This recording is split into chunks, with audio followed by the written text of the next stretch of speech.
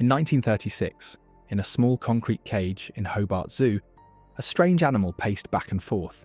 It had the body of a dog, the stripes of a tiger, and the pouch of a kangaroo. This was the last known Tasmanian tiger, the Thylacine. A few months later it died. With that one animal, an entire species disappeared. Almost 90 years have passed since then, but the story of the Tasmanian tiger is not finished. Today, some people believe it might still be hiding in the wild. Others are trying something even more surprising. They want to bring it back using modern science and genetics. So the real question is, can we actually bring back the Tasmanian tiger? Want to know the answer? Stick with this video till the end. Chapter 1.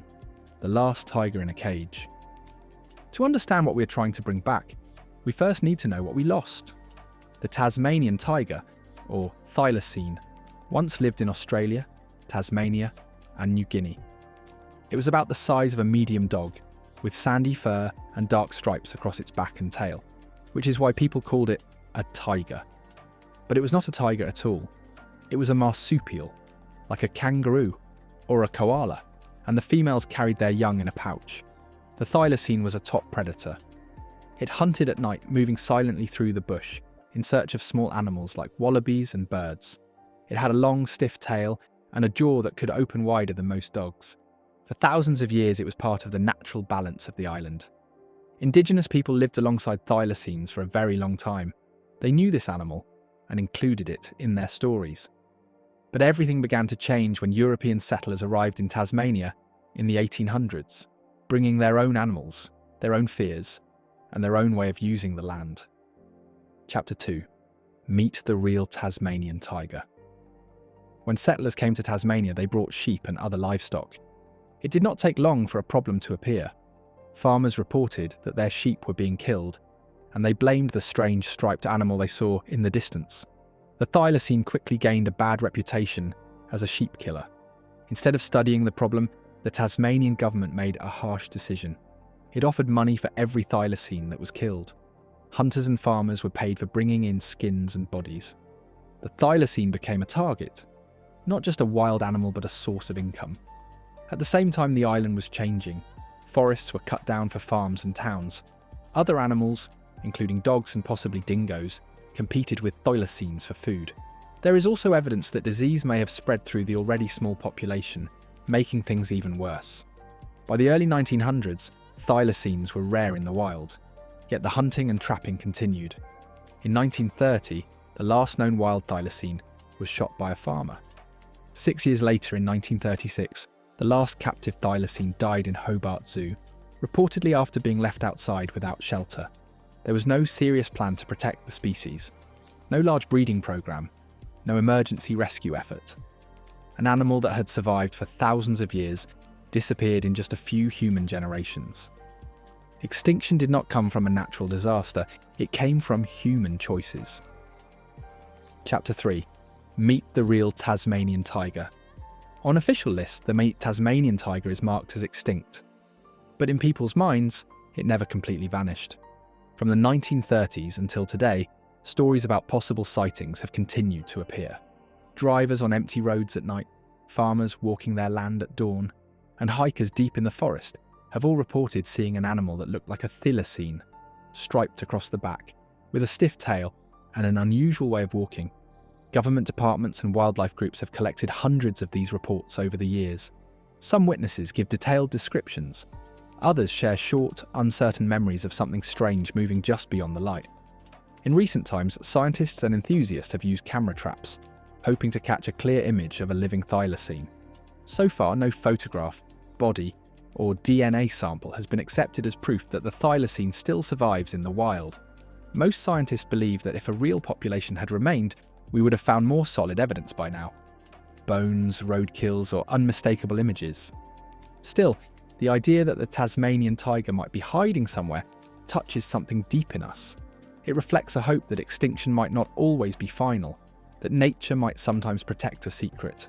While some people search the forests for a living thylacine, others have turned to a very different kind of search, inside the code of life itself. Chapter 4. Did the Tasmanian tiger really vanish? De-extinction is the name given to the idea of bringing back extinct species using modern genetic technology.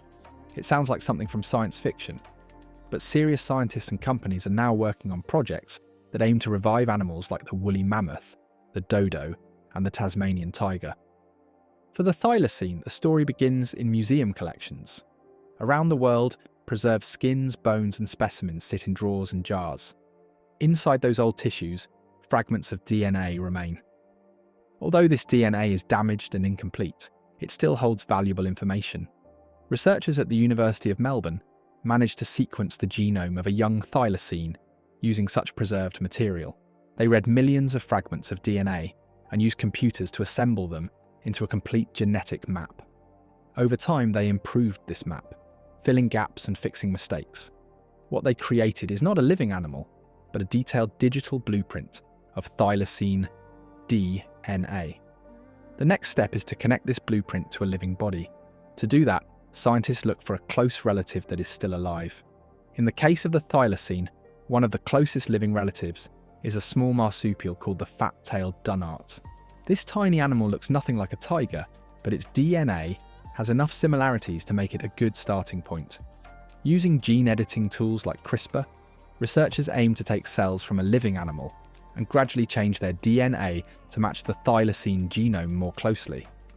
If they succeed, those edited cells could be turned into stem cells and then into embryos. These embryos might be placed in the womb of a surrogate marsupial mother, or one day grown in an artificial womb. In theory, this process could lead to the birth of an animal that looks and behaves very much like a Tasmanian tiger. Some scientists believe this could happen within a few decades. Some companies are even more optimistic and talk about shorter timelines. For the first time in history, humans are not only causing extinction, they are trying to reverse it. Chapter 5. Rebuilding a tiger from DNA. If one of these projects succeeds and a thylacine-like animal is born, an important question remains: what exactly is it? Supporters of de-extinction say that if the new animal looks like a thylacine, behaves like a thylacine, and fills the same ecological role as a thylacine, then, for most practical purposes, we have brought the species back. They imagine future reserves where these animals move through the landscape again, playing a role as top predators and helping to restore balance.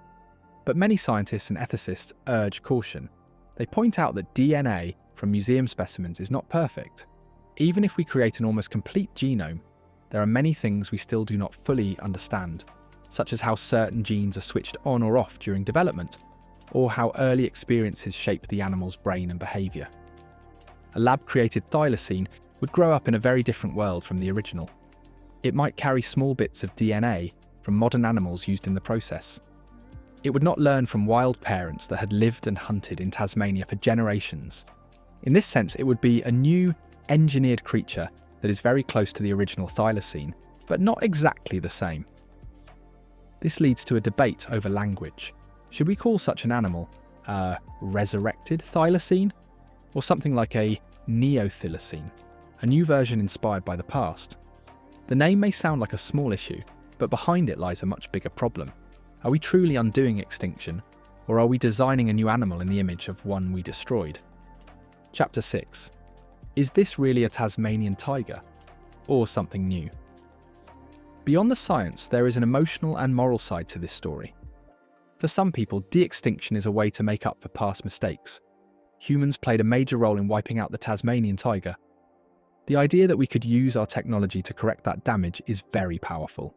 Supporters say that a thylacine-like predator might help repair damaged ecosystems. They also point out that the tools developed for de-extinction could be used to help species that are still alive today. Genetic techniques might increase the diversity of small, inbred populations, or help animals resist new diseases and threats. There's also the power of the symbol. A returned Tasmanian tiger would capture global attention. That attention could lead to more public interest in wildlife conservation, more funding, and stronger laws to protect habitats and species that are still with us. But critics raise serious concerns. To produce one healthy animal, many embryos may fail. Surrogate mothers may suffer during the process. Some people question whether it is fair to create a new animal if we are not sure it will have a good life or a safe place to live. The modern world is very different from the world the Thylacine once knew. Habitats have shrunk and changed. Climate change is shifting seasons and patterns of rainfall. Farms, towns, and roads cover much of the land. If a Thylacine-like animal is brought back, where will it live? Will people accept a meat-eating predator near their communities, or will fear and conflict rise again? Money is another issue. De-extinction is expensive.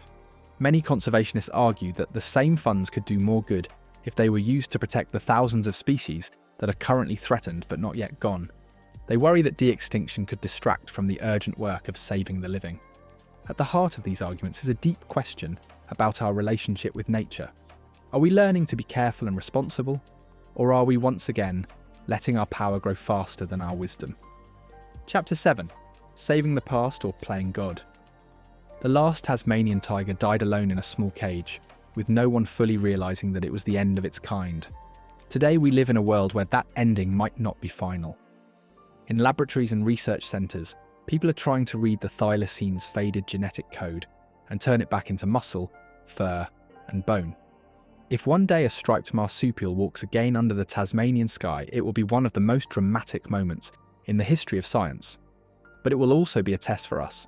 Bringing back the Tasmanian tiger is not only about what we can do with DNA, it is about what sort of future we want and how we treat the animals that share this planet with us. Chapter 8. Future of the Tasmanian tiger is in our hands. Extinction used to mean forever. New technologies may change that for a few species, but they do not erase the damage we cause or remove our responsibility.